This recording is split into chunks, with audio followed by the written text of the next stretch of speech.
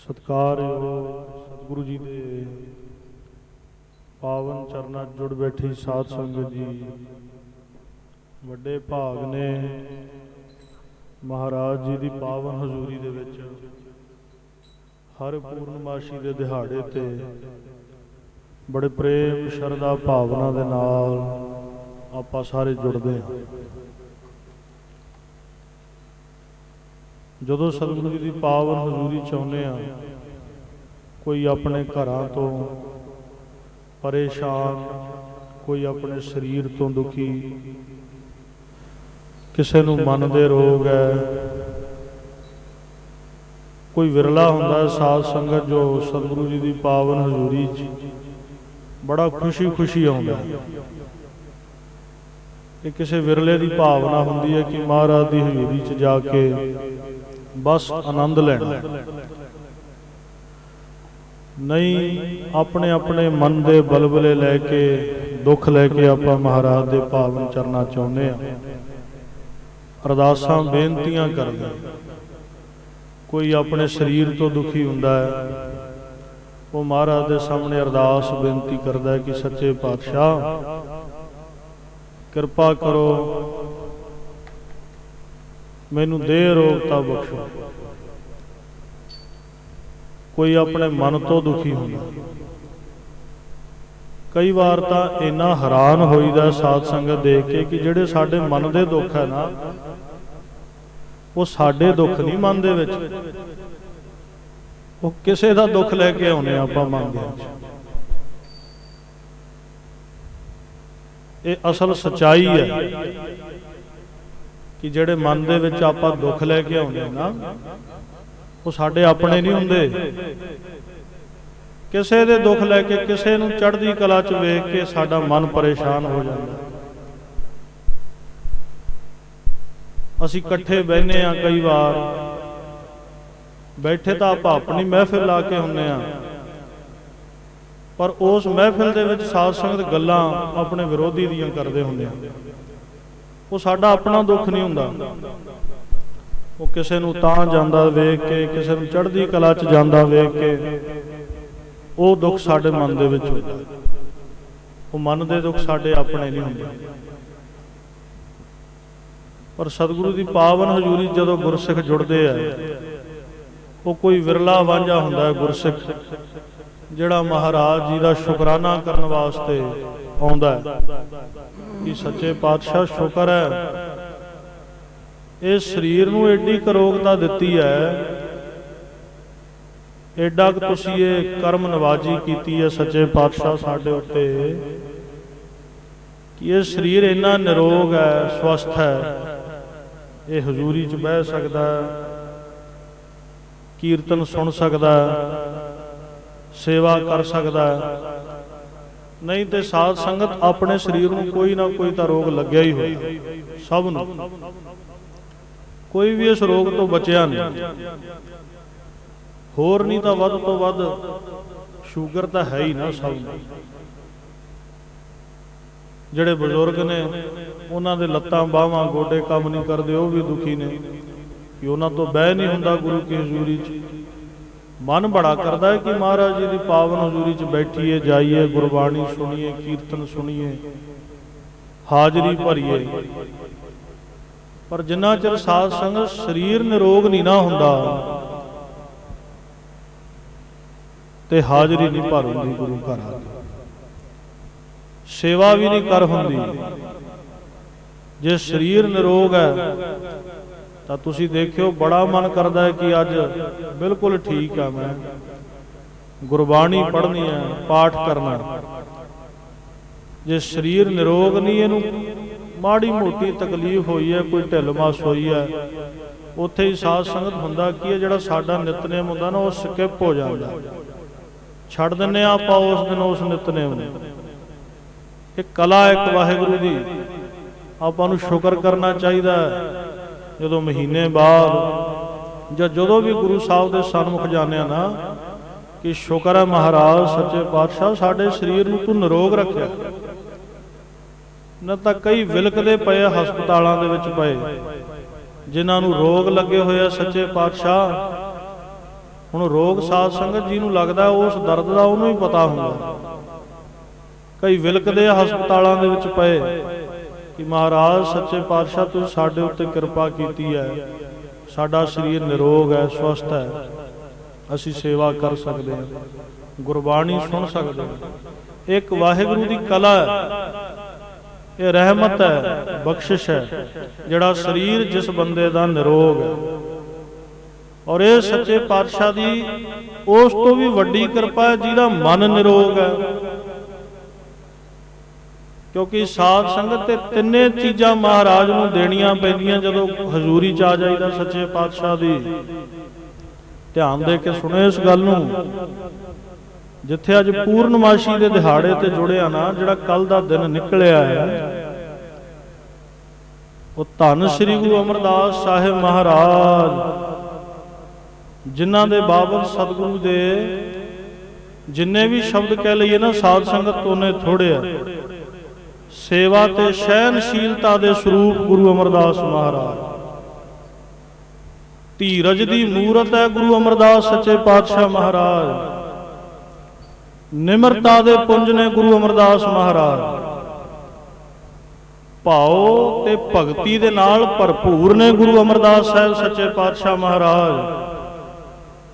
ਅਦਬ ਦੀ ਇੰਤਹਾ ਹੈ ਗੁਰੂ ਅਮਰਦਾਸ ਮਹਾਰਾਜ।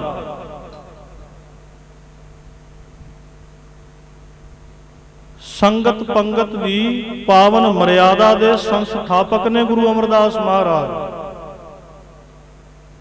ਬੌਲੀ ਦੇ ਸਿਰਜਣਹਾਰ ਨੇ ਗੁਰੂ ਅਮਰਦਾਸ ਸੱਚੇ ਪਾਤਸ਼ਾਹ ਮਹਾਰਾਜ। ਔਰ ਗੁਰਬਾਣੀ ਕਹਿੰਦੀ ਹੈ ਪਰਵਤ ਮੇਰਾਨ ਨੇ ਸਾਹਿਬ ਸਤਿਗੁਰੂ ਗੁਰੂ ਅਮਰਦਾਸ ਸੱਚੇ ਪਾਤਸ਼ਾਹ ਮਹਾਰਾਜ। ਪਰਵਤ ਮੇਰਾਨ ਕਹਿੰਦੇ ਸੁਮੇਰ ਪਰਵਤ ਵਰਗੇ ਅਡੋਲ ਨੇ। ਜਿਹੜੀ ਉਮਰ ਦੇ ਵਿੱਚ ਸਾਧ ਸੰਗਤ ਆਪਾਂ ਆਪਣੇ ਬਜ਼ੁਰਗਾਂ ਨੂੰ ਕਹਿੰਦੇ ਆ ਨਾ ਕਿ ਹੁਣ ਤੁਸੀਂ ਜਾਣਾ ਨਹੀਂ ਗੁਰਦੁਆਰੇ, ਕਿਤੇ ਠੇਡਾ ਖਾ ਕੇ ਡਿੱਗ ਪਾਓਗੇ, ਘਰੇ ਬੈਠੋ ਮੰਜੇ ਦੇ ਉੱਤੇ, ਇੱਥੇ ਰਾਮ ਰਾਮ ਕਰਿਆ ਕਰੋ, ਬਹਿ ਕੇ ਇੱਥੇ ਵਾਹਿਗੁਰੂ ਵਾਹਿਗੁਰੂ ਕਰ ਲਿਆ ਕਰੋ। ਤੁਸੀਂ ਨਹੀਂ ਜਾਣਾ ਗੁਰਦੁਆਰਾ ਸਾਹਿਬ ਉੱਠ ਕੇ, ਤੁਹਾਡੀ ਉਮਰ ਬਹੁਤ ਹੋ ਗਈ ਹੈ, ਟੀਵੀ ਦੇ ਉੱਤੇ ਗੁਰਬਾਣੀ ਆਉਂਦੀ ਹੈ, ਤੁਸੀਂ ਇੱਥੇ ਹੀ ਦਰਸ਼ਨ ਕਰ ਲਿਆ ਕਰੋ, ਸੁਣ ਲਿਆ ਕਰੋ। ਸਾਧ ਸੰਗਤ ਉਸ ਉਮਰ ਦੇ ਵਿੱਚ 72 ਸਾਲ ਦੀ ਉਮਰ ਦੇ ਵਿੱਚ ਗੁਰੂ ਦੀ ਭਾਲਣਾ ਭਾਲ ਕਰਨ ਵਾਸਤੇ ਗੁਰੂ ਅਮਰਦਾਸ ਮਹਾਰਾਜ ਸਾਹਿਬ ਸੱਚੇ ਪਾਤਸ਼ਾਹ ਤੁਰੇ। ਬੰਦਾ ਜਿਸ ਚੀਜ਼ ਦੀ ਭਾਲ ਕਰਦਾ ਹੈ ਨਾ, ਤੇ ਸਾਧ ਸੰਗਤ ਵਾਹਿਗੁਰੂ ਦੀ ਕਿਰਪਾ ਹੁੰਦੀ ਹੈ। ਏਦਾਂ ਨਹੀਂ ਕਿ ਉਹਨੂੰ ਉਹ ਚੀਜ਼ ਨਹੀਂ ਮਿਲਦੀ ਹੁੰਦੀ, ਉਦਾਂ ਦੀ ਚੀਜ਼ ਮਿਲ ਜਾਂਦੀ ਹੈ। ਜਿਹੜਾ ਸ਼ਰਾਬ ਪੀਣ ਵਾਲਾ ਹੈ ਨਾ, ਉਹਦੀ ਜੇਬ 'ਚ ਪੈਸੇ ਨਾ ਹੋਣ, ਤੁਸੀਂ ਵੇਖ ਲਿਓ ਆਪਣੇ ਘਰਾਂ ਦੀ ਆਮ ਗੱਲ ਹੀ ਹੈ। ਉਹ ਜਿੱਥੋਂ ਮਰਜ਼ੀ ਸਾਧ ਸੰਗਤ ਆਪਣਾ ਹੀਲਾ ਕਰ ਲੈਂਦਾ ਸ਼ਾਮ ਨੂੰ ਸ਼ਰਾਬ ਪੀਣ ਦਾ। ਘਰੇ ਭਾਵੇਂ ਭੰਗ ਭੁੱਜਦੀ ਹੋਵੇ, ਬੱਚਿਆਂ ਦੇ ਮੂੰਹ 'ਚ ਰੋਟੀ ਨਾ ਪੈਂਦੀ ਹੋਵੇ, ਜਿਹਨੇ ਨਸ਼ਾ ਕਰਨਾ ਹੈ ਉਹ ਭਾਵੇਂ ਚੋਰੀ ਕਰੇ, ਡਾਕਾ ਮਾਰ ਲਵੇ, ਲੁੱਟ ਲਵੇ, ਉਹਨੇ ਸਾਧ ਸੰਗਤ ਹੀਲਾ ਕਰ ਲੈਣਾ ਆਪਣੇ ਕੰਮ ਦਾ।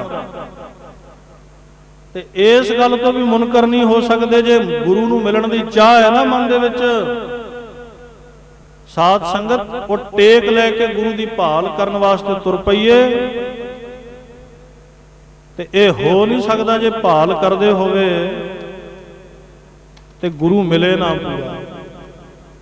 ਗੁਰੂ ਅਮਰਦਾਸ ਮਹਾਰਾਜ ਸੱਚੇ ਪਾਤਸ਼ਾਹ ਦੇ ਉੱਤੇ ਕਿਰਪਾ ਹੋਈ।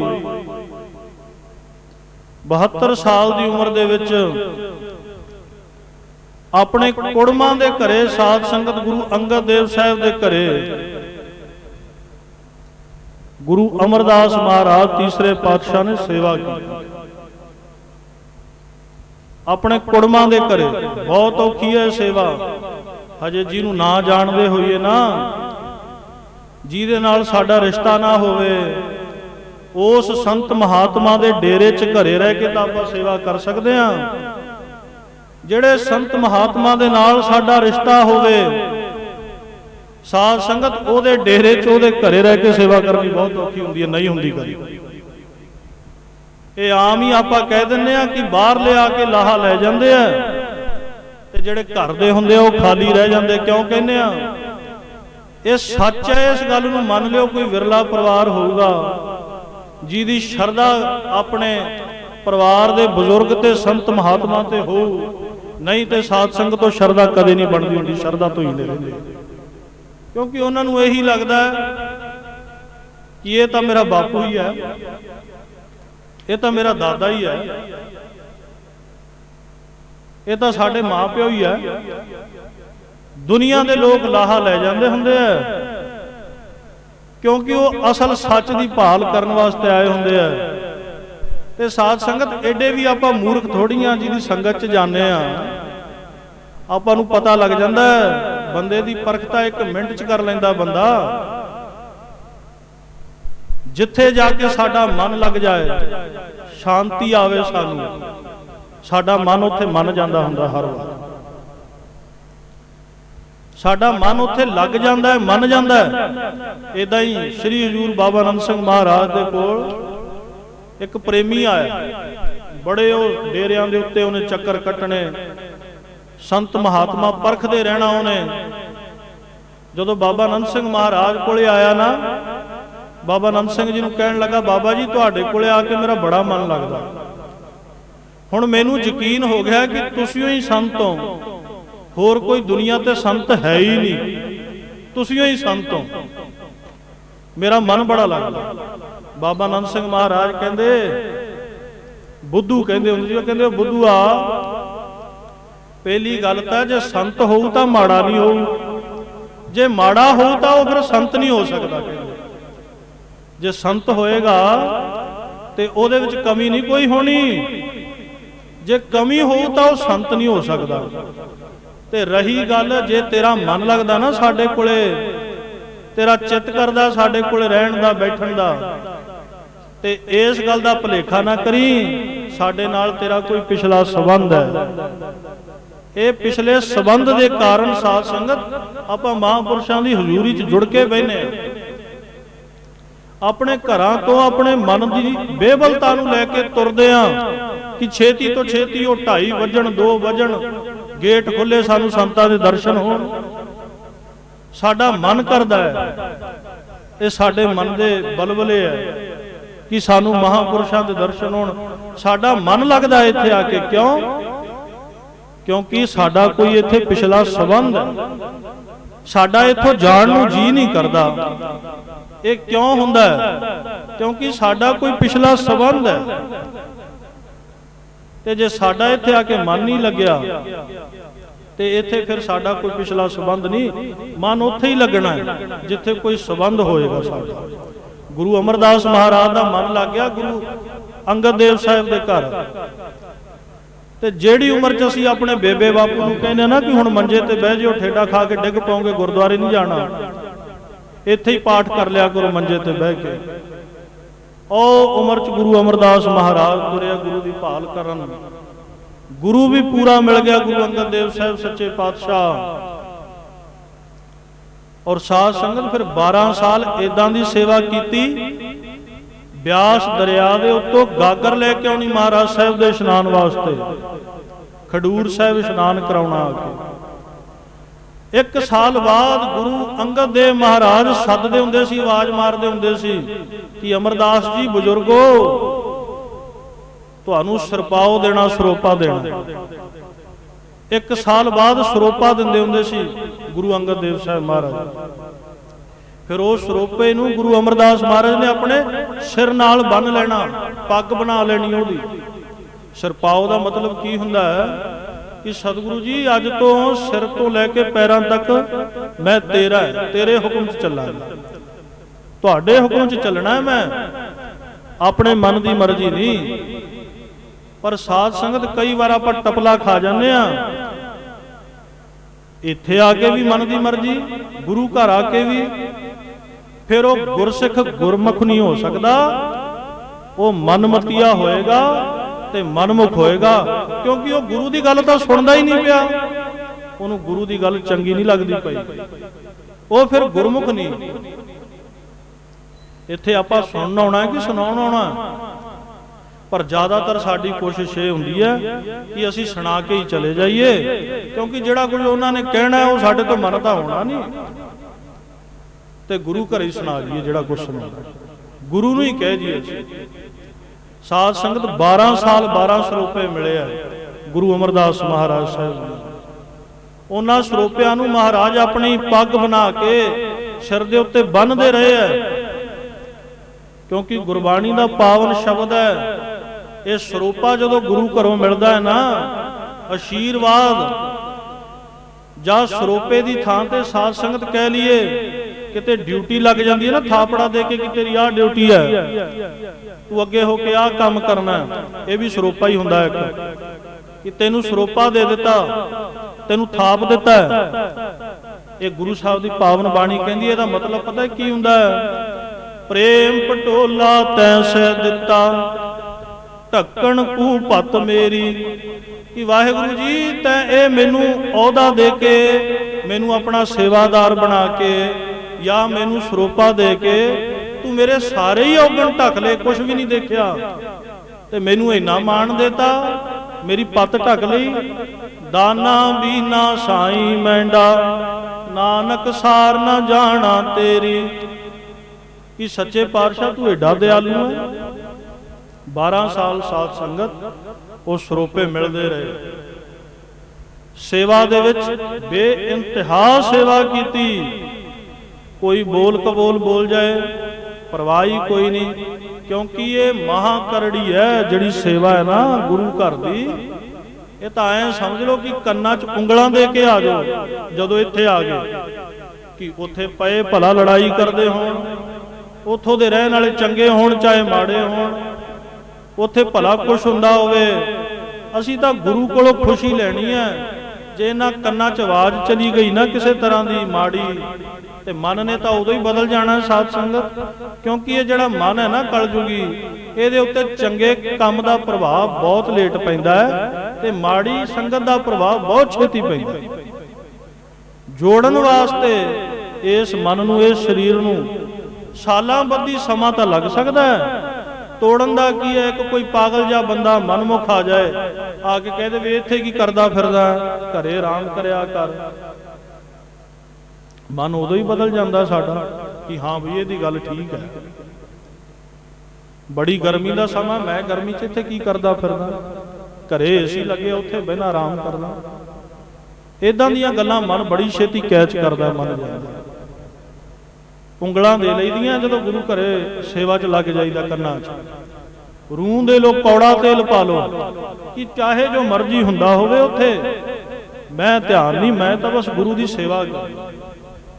ਜਦੋਂ ਗੁਰੂ ਅਮਰਦਾਸ ਸਾਹਿਬ ਮਹਾਰਾਜ ਸੇਵਾ ਕਰਦੇ ਸੀ, ਤੁਹਾਨੂੰ ਕੀ ਲੱਗਦਾ ਸਾਧ ਸੰਗਤ ਬਹੁਤ ਸੌਖੀ ਹੋਣੀ ਉਹ ਸੇਵਾ? ਨਹੀਂ, ਜਿਵੇਂ ਅੱਜ ਹੈ ਨਾ ਆਪਾਂ, ਉਦੋਂ ਵੀ ਇਸੇ ਤਰ੍ਹਾਂ ਦੇ ਲੋਕ ਸਨ। ਚੰਗੇ ਘੱਟ ਹੁੰਦੇ ਆ, ਮਾੜਾ ਕਹਿਣ ਵਾਲੇ ਤੋੜਨ ਵਾਲੇ ਬਹੁਤ ਹੁੰਦੇ ਆ। ਕਿਤੇ ਨਹੀਂ ਕਿਹਾ ਹੋਣਾ ਗੁਰੂ ਅਮਰਦਾਸ ਸਾਹਿਬ ਮਹਾਰਾਜ ਨੂੰ ਕਿ ਕੁੜਮਾਂ ਦੇ ਘਰੇ ਤੂੰ ਸੇਵਾ ਕਰਦਾ ਫਿਰਦਾ। ਕਿਸੇ ਸੰਤ ਮਹਾਤਮਾ ਦੇ ਘਰੋਂ ਬੀਬੀ ਹੋਵੇ ਨਾ ਸਾਧ ਸੰਗਤ, ਜਿਹਦਾ ਪਤੀ ਸੰਤ ਮਹਾਤਮਾ ਹੋਵੇ, ਉਹ ਨਾਲ ਕੁਰਸੀ ਢਾ ਕੇ ਭਾਵੇਂ ਬਹਿ ਜਾਏਗੀ, ਉਹ ਸੇਵਾ ਨਹੀਂ ਕਰੇਗੀ ਕਿ ਮੈਂ ਤਾਂ ਸੰਤਾਂ ਦੇ ਘਰੋਂ ਆ। ਇਹ ਬੇਇੰਤਹਾ ਇਸ ਘਰ ਦੇ ਵਿੱਚ ਇਦਾਂ ਦਾ ਕਾਨੂੰਨ ਹੈ ਨਾ, ਇੱਥੇ ਕੁੜਮਾਂ ਦੇ ਘਰੇ ਵੀ ਸੇਵਾ ਕੀਤੀ ਹੈ। ਇੱਥੇ ਜਵਾਈ ਹੁੰਦਿਆਂ ਹੋਏ ਵੀ ਸਿਰ ਦੇ ਉੱਤੇ ਮਿੱਟੀ ਦੇ ਟੋਕਰੇ ਢੋਏ ਆ ਗੁਰੂ ਰਾਮਦਾਸ ਸਾਹਿਬ ਸੱਚੇ ਪਾਤਸ਼ਾਹ ਨੇ। ਗੁਰੂ ਅੰਗਦ ਦੇਵ ਦੀ ਪਤਨੀ ਮਾਤਾ ਖੀਵੀ, ਜਿਹਨੂੰ ਬਾਣੀ 'ਚ ਵੀ ਜਿਹਦਾ ਨਾਮ ਦਰਜ ਹੈ, ਬਲਵੰਡ ਖੀਵੀ ਨੇਕ ਜਨ ਜਿਸ ਬਹੁਤੀ ਛਾਓ ਪਤਰਾਲੀ। ਕਹਿੰਦੇ ਮਾਤਾ ਖੀਵੀ ਦਾ ਸੁਭਾਅ ਇੰਨਾ ਚੰਗਾ ਸੀ, ਬਾਣੀ ਕਹਿੰਦੀ ਹੈ ਸੱਤੇ ਤੇ ਬਲਵੰਡੇ ਦੀ ਵਾਰ 'ਚ ਸੁਭਾਅ। ਸਾਧ ਸੰਗਤ ਸੇਵਾ ਕਰਨੀ ਮਾਤਾ ਖੀਵੀ ਨੇ, ਐ ਮੂਹਰੇ ਹੋ ਕੇ ਸਾਹਮਣੇ ਲੰਗਰਾਂ ਚਾਟਾ ਗੁੰਨਣਾ, ਲੋਹ ਤੇ ਬਹਿ ਕੇ ਪ੍ਰਸ਼ਾਦੇ ਲਾਉਣੇ, ਹੋਰ ਮਾਈਆਂ ਨੂੰ ਜੋੜਨਾ। ਖੀਰ ਬਣਾਉਂਦੀ ਹੁੰਦੀ ਸੀ ਮਾਤਾ ਖੀਵੀ। ਅੱਜ ਵੀ ਖਡੂਰ ਸਾਹਿਬ ਚਲੇ ਜਾਓ, ਖੀਰ ਵਰਤਦੀ ਹੈ। ਤੇ ਜਦੋਂ ਥਾਲ 'ਚ ਖੀਰ ਪਾ ਕੇ ਪਰੋਸਦੀ ਹੁੰਦੀ ਸੀ ਨਾ ਬੱਚਿਆਂ ਨੂੰ, ਆਪਣਿਆਂ ਨੂੰ, ਕਿਉਂਕਿ ਮਾਂ ਦੇ ਤਾਂ ਸਾਰੇ ਬੱਚੇ ਹੀ ਸੀ ਉੱਥੇ ਆਉਣ ਵਾਲੇ। ਸਾਧ ਸੰਗਤ ਉਸ ਖੀਰ ਦੇ ਵਿੱਚ ਕੜਛੀ ਦੇਸੀ ਘਿਓ ਦੀ ਪਾਉਣੀ, ਤੇ ਖਾਣ ਵਾਲੇ ਆਨੰਦਿਤ ਹੋ ਉੱਠਦੇ ਸਨ। ਜੇ ਕੋਈ ਦੁਖੀ ਆਉਣਾ ਨਾ, ਗੁਰੂ ਅੰਗਦ ਦੇਵ ਸਾਹਿਬ ਤੋਂ ਤਾਂ ਮਾਇਆ ਉਹਨਾਂ ਨੇ ਮਗਰੋਂ ਮੰਗਣੀ। ਮਾਂ ਨੂੰ ਕਹਿਣਾ ਸੌਖਾ ਹੁੰਦਾ ਨਾ, ਪਿਓ ਤੋਂ ਹਜੇ ਬੱਚਾ ਡਰ ਜਾਂਦਾ ਹੁੰਦਾ। ਮਾਂ ਸਾਨੂੰ ਆਹ ਦੁੱਖ ਹੈ, ਮਾਤਾ ਖੀਵੀ ਨੇ ਖਜ਼ਾਨੇ ਵੀ ਬਖਸ਼ਿਸ਼ ਕਰਨੇ। ਇਹ ਗੁਰੂ ਘਰ ਦੀ ਪਰੰਪਰਾ ਹੈ। ਤੁਸੀਂ ਕੀ ਕਹਿੰਦੇ ਹੋ ਕਿ ਜਿਹੜਾ ਲੰਗਰ ਵਰਤਦਾ ਪ੍ਰਸ਼ਾਦੇ ਬਸ ਉਹਨੂੰ ਹੀ ਲੰਗਰ ਕਹਿੰਦੇ ਆ? ਮਾਇਆ ਦੇਣੀ ਇਹ ਸੰਤਾਂ ਦਾ ਸੁਭਾਅ ਹੁੰਦਾ ਹੈ। ਦੁਖੀਆਂ ਨੂੰ ਉਹ ਵਰਤਾਉਂਦੇ ਆ ਮਾਇਆ, ਪਰਵਾਹ ਕੋਈ ਨਹੀਂ ਕਰਦੇ, ਜਿੰਨੀ ਵਰਤਾਉਂਦੇ ਉਨੀ ਹੀ ਆ ਜਾਂਦੀ। ਸਾਧ ਸੰਗਤ ਦੁਖੀ ਦਾ ਦੁੱਖ ਸੁਣਨਾ, ਕੋਈ ਨਹੀਂ ਸੁਣ ਕੇ ਰਾਜੀ। ਮਹਾਰਾਜ ਕਹਿੰਦੇ ਕਿਸ ਪੈ ਖੋਲੂ ਗੰਠੜੀ, ਦੁਖੀ ਪਰ ਆਇਆ। ਕਿਹਨੂੰ ਦੁੱਖ ਸੁਣਾਉਣਾ ਹੈ? ਸਾਰੇ ਹੀ ਆਪਾਂ ਦੁਖੀ ਬੈਠੇ ਆ। ਸੁਣਾਓ ਤਾਂ ਅਗਲੇ ਨੇ ਕਹਿਣਾ ਉਹ ਤੂੰ ਕਿਹੜਾ ਦੁੱਖ ਸੁਣਾਉਣਾ ਹੈ, ਲੈ ਤੈਨੂੰ ਮੈਂ ਆਪਣੇ ਦੁੱਖ ਦੱਸਦਾ, ਤੇਰੇ ਨਾਲੋਂ ਵੱਧ ਤੇ ਮੈਂ ਦੁੱਖ। ਏਡਾ ਵੱਡਾ ਹਿਰਦਾ ਕਿਵੇਂ ਹੈ ਸੰਤਾਂ ਮਹਾਤਮਾ ਦਾ, ਜਿਹੜੇ ਸਾਧ ਸੰਗਤ ਬੈਠ ਕੇ ਲੱਖਾਂ ਦੇ ਦੁੱਖ ਸੁਣਦੇ ਆ, ਮਾਇਆ ਦੇ ਭੰਡਾਰ ਵਰਤਾਉਂਦੇ ਆ, ਬਖਸ਼ਿਸ਼ਾਂ ਦਿੰਦੇ ਆ ਸੰਗਤ ਨੂੰ। ਅਕਸਰ ਇਹ ਬਖਸ਼ਿਸ਼ਾਂ ਪਹਿਲਾਂ ਲੈਂਦੇ ਆ ਫੇਰ ਹੀ ਦਿੰਦੇ ਆ। ਇਹ ਬਖਸ਼ਿਸ਼ਾਂ ਦੇ ਭੰਡਾਰ ਨੇ, ਖਜ਼ਾਨੇ ਨੇ, ਇਹਨਾਂ ਕੋਲ ਕਮੀ ਨਹੀਂ। ਇਹ ਤਾਂ ਹੀ ਵਰਤਾਉਂਦੇ ਆ। ਸਾਡੀ ਜੇਬ 'ਚ ਰੁਪਈਆ 100 ਹੋਵੇ, ਕਿਸੇ ਨੂੰ 50 ਦੇਤੇ, ਦੱਸੋ ਕਿੰਨੇ ਬਚੇ? 100 ਥੋੜੀ, ਫਿਰ 50 ਹੀ ਬਚਿਆ ਨਾ। ਹੋਰ ਉਹਦੇ ਚੋਂ 20-30 ਰੁਪਏ ਦੇ ਦਿਓ, 30 ਰੁਪਏ ਦੇ ਦਿਓ, 50 ਚੋਂ ਕਿਸੇ ਨੂੰ ਕਿੰਨੇ ਬਚੇ ਦੱਸੋ? 20। ਸਾਡੇ ਘਟਦੇ ਆ, ਇਹਨਾਂ ਦੇ ਵੱਧਦੇ ਆ ਜਿੰਨੇ ਦਿੰਦੇ ਆ। ਇਹ ਕਿਉਂ? ਕਿਉਂਕਿ ਸਾਧ ਸੰਗਤ ਤੇ ਅੰਮ੍ਰਿਤ ਵੇਲੇ ਉਸ ਨਿਰੰਕਾਰ ਦੇ ਖਜ਼ਾਨੇ ਜਦੋਂ ਖੁੱਲਦੇ ਆ ਨਾ, ਉੱਥੋਂ ਬਖਸ਼ਿਸ਼ਾਂ ਦੇ ਭੰਡਾਰ ਲੈ ਲੈਂਦੇ ਆ। ਫਿਰ ਰਾਜੇ ਬਣ ਕੇ ਸਾਰੀ ਪ੍ਰਜਾ ਚ ਸੰਗਤ ਚ ਵਰਤਾਈ ਜਾਂਦੇ ਸਾਰਾ। ਮਾਤਾ ਖੀਵੀ ਨੇ ਮਾਇਆ ਦੇਣੀ, ਰੋਗੀਆਂ ਦੇ ਰੋਗ ਦੂਰ ਕਰਨੇ, ਦੁੱਖ ਸੁਣਨੇ ਸੰਗਤ ਦੇ। ਤਾਂ ਹੀ ਮਾਤਾ ਖੀਵੀ ਦਾ ਸਾਧ ਸੰਗਤ ਜ਼ਿਕਰ ਕੀਤਾ। ਇੱਥੇ ਗੁਰੂ ਅਰਜਨ ਦੇਵ ਸਾਹਿਬ ਨੇ ਸੰਗਤ ਪਿਸ਼ੌਰ ਤੋਂ ਆਉਣ ਵਾਲੀ ਸੰਗਤਾਂ ਦੇ ਚਰਨ ਘੁੱਟੇ ਹੋਏ ਆ। ਜਦੋਂ ਉਹ ਆਰਾਮ ਕਰਦੇ ਨਾ ਰਾਤ ਨੂੰ, ਗੁਰੂ ਅਰਜਨ ਦੇਵ ਤੇ ਮਾਤਾ ਗੰਗਾ ਜੀਆਂ ਨੇ ਸਾਧ ਸੰਗਤ ਪੱਖਾ ਕੀਤਾ ਹੋਇਆ, ਸੁੱਤੇ ਪਏ ਲੋਕਾਂ ਨੂੰ, ਸੰਗਤ ਨੂੰ ਆਪਣੇ ਹੱਥੀਂ ਪ੍ਰਸ਼ਾਦਾ ਛਕਾਇਆ ਆਪਣੇ ਬੱਚਿਆਂ ਨੂੰ। ਉਹਨਾਂ ਨੂੰ ਇਹ ਨਹੀਂ ਸੀ ਪਤਾ ਕਿ ਜਿਹਦੇ ਦਰਸ਼ਨ ਕਰਨ ਚੱਲੇ ਆ ਉਹੋ ਹੀ ਸਾਨੂੰ ਪ੍ਰਸ਼ਾਦਾ ਛਕਾ ਰਿਹਾ। ਜਿਹਦੀ ਜ਼ਿਆਰਤ ਲਈ ਚੱਲੇ ਆ ਉਹੀ ਗੁਰੂ ਅਰਜਨ ਦੇਵ ਸਾਹਿਬ ਮਹਾਰਾਜ ਸਾਡੇ ਚਰਨ ਘੁੱਟ ਰਿਹਾ। ਹੈਰਾਨ ਹੋ ਗਏ ਸਿੱਖ। ਐਵੇਂ ਨਹੀਂ ਸਾਧ ਸੰਗਤ ਬਾਣੀ ਚ ਮਹਾਰਾਜ ਨੇ ਕਿਹਾ ਕਿ ਸਤਿਗੁਰ ਕੀ ਸੇਵਾ ਸਫਲ ਹੈ। ਉਸ ਗੁਰੂ ਨੇ ਸੇਵਾ ਆਪ ਕੀਤੀ ਹੋਈ ਹੈ, ਤਾਂ ਸਿੱਖ ਸੰਗਤਾਂ ਨੂੰ ਕਹਿ ਕਿ ਸੇਵਾ ਕਰਿਆ। ਐਵੇਂ ਨਹੀਂ ਕਹਿ ਦਿੱਤਾ। ਇਹ ਸੇਵਾ ਬੜੀ ਔਖੀ ਮਿਲਦੀ ਹੈ। ਗੁਰੂ ਅਮਰਦਾਸ ਮਹਾਰਾਜ ਨੂੰ ਮਿਲੀ, 12 ਸਾਲ ਕੀਤੀ। ਔਰ 12 ਸਾਲਾਂ ਬਾਅਦ ਮਹਾਰਾਜ ਨੇ ਜਦੋਂ ਆਪਣਾ ਸਰੀਰ ਬਦਲਣਾ ਹੈ ਨਾ, ਉਦੋਂ ਗੁਰੂ ਅਮਰਦਾਸ ਸਾਹਿਬ ਮਹਾਰਾਜ ਜੀਆਂ ਦੇ ਪਾਵਨ ਸੀਸ ਦੇ ਉੱਤੇ ਆਪਣੀ ਦਸਤਾਰ ਸਜਾ ਕੇ 5 ਪੈਸੇ ਨਾਰੀਅਲ ਰੱਖ ਕੇ ਮੱਥਾ ਟੇਕ ਦਿੱਤਾ ਹੈ ਤੇ ਇਹ ਕਹਿ ਦਿੱਤਾ ਹੈ ਕਿ ਜਾਓ ਅਮਰਦਾਸ ਜੀ, ਅਸੀਂ ਹੁਣ ਆਪਣੇ ਸਰੀਰ ਨੂੰ ਸ਼ਾਂਤ ਕਰਨਾ ਹੈ, ਅਲੋਪ ਕਰ ਲੈਣਾ ਹੈ।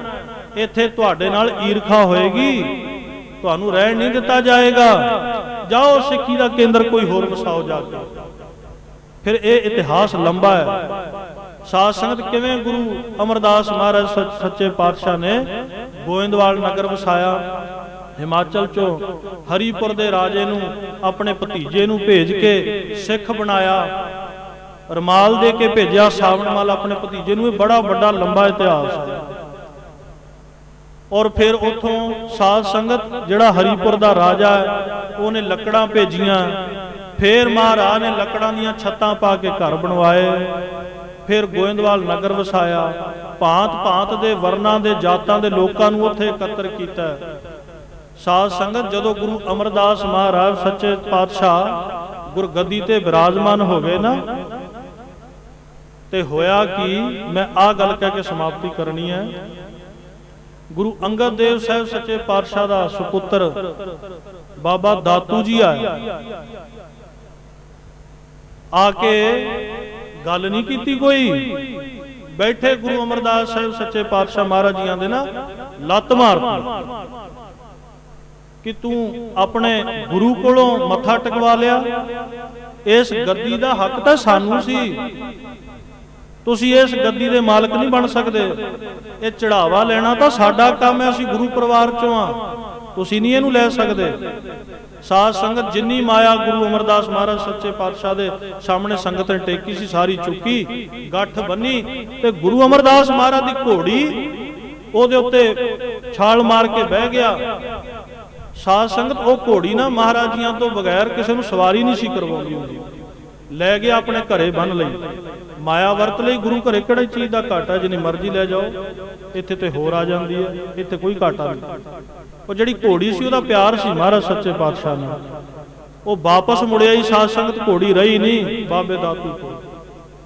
और गुरु अमरदास महाराज इन्ने निमरता दे पुंज, बाबे दातू नूं इह नहीं कहा कि तू मेरे लत्त क्यों मारी, तू मैनू लत्त मार किवें सकदा है। साध संगत तो पैर फड़ लिया बाबे दातू दा, ਉਹ तू गुरु सुपुੱਤਰ है। आ साडे हड्ड तां बुढ़े हो गए आ, ये हुण कैड़े हो गए, इनू सੱਟ ਦਾ पता नहीं लगता। आ तेरे चरण कोमल है, दिखा तां किते तेरे चरनां ते सੱਟ तां नहीं वजी साडे हड्डां नाल। ਐਵੇਂ नहीं गुरु अमरदास सच्चे पातशाह महाराज जी नूं निमरता दे पुंज किया। इतिहास जिन्ना मर्जी सुनाई जाओ लंबा होई जाना, मैनूं समाप्ति का भी हुक्म हो गया। साध संगत एक घर दे विच ਉਹ ਪ੍ਰਵਾਨ है जिन्हें सेवा की है, तो जिन्हें किया ही कुछ नहीं, वो नहीं इत्थे प्रवान। इत्थे आपां तां वेखदे ना, जेब देखदे आ कि बंदा तगड़ा है, आपां तां देखदे आ इहदा औहदा तगड़ा है। सानू ये भुलेखा पिया होया जिहदे कोले आउंदे आ वो की वेखदा है, वो साडे औहदे नूं नहीं वेखदा, वो सानू तकड़े माड़े नूं नहीं वेखदा, वो साडे गुण औगण नहीं वेखदा। जो साडे औगण वेखदा हुंदा ना, ते इत्थे साध संगत सानू जफी च ना लैंदा गुरु साहब महाराज। संत महात्मा सानू अपने कोले ना भाउंदे, क्योंकि साडे औगण ही बहुत ने, जे गिनाउण लग जाइए गिने नहीं जाते। ताही तो महाराज ने कहा तरला ही कड्डो महाराज के सामने, हमरी गणत ना गणिया काई अपना बिरद पछाण। महाराज जी तुसी तुहाडा सुभाव बख्शण वाला, तुसी अपना सुभाव वेखो, तुसी बख्श दिंदे हो ते तुसी बख्श दो, साडे औगण बहुत है। ये सच्चे पातशाह महाराज दिल वेखदे है, मन वेखदे है, सेवा वेखदे है, भावना वेखदे है, फिर जिहदियां ये सारियां चीज़ां पूरीआं हुंदियां ना, उहदे उत्ते बख्शिश कर दिंदे साध संगत। ये गुरु अमरदास महाराज का जीवन एवें नहीं। फिर इन्ने महाराज जियां कोलों, गुरु अंगद देव सच्चे पातशाह जियां कोलों वरदान मिले। गुरु अमरदास निताणियां दा ताण, निमाणियां दा माण, निओटियां दी ओट, निआसरियां दा आसरा, निधरियां दी धर, निगत्तियां दी गत, निपत्तियां दी पत। साध संगत इन्ने आशीर्वाद मिले महाराज साहब। ये वो घर है, इत्थे हुण आपां इह वेखना कि असीं सेवा करनी है कि इस घर दे विच इदां ही साध संगत अपनी जिंदगी गुजार के चले जाए। इत्थे प्रवान वो है जिन्हें सेवा की है। महाराज कृपा ही करन सारियां दे उत्ते। ये अरदास करियो, मैं एक धारणा पढ़नी है मेरे मन च आ गई कि सच्चे पातशाह नूं कहो, भाई गुरदास जी की पंक्ति है ना कि सच्चे पातशाह मैं जिहा किरत कण ना को हुआ ना को, कि सच्चे पातशाह कृपा करो बख्श ले हो महाराज हमें अपराधी, हमें अपराधी बख्श ले हो महाराज हमें अपराधी, हमें अपराधी बख्श ले हो महाराज हमें अपराधी, हमें अपराधी बख्श ले हो महाराज हमें अपराधी, हमें अपराधी। बोलो बख्श ले हो महाराज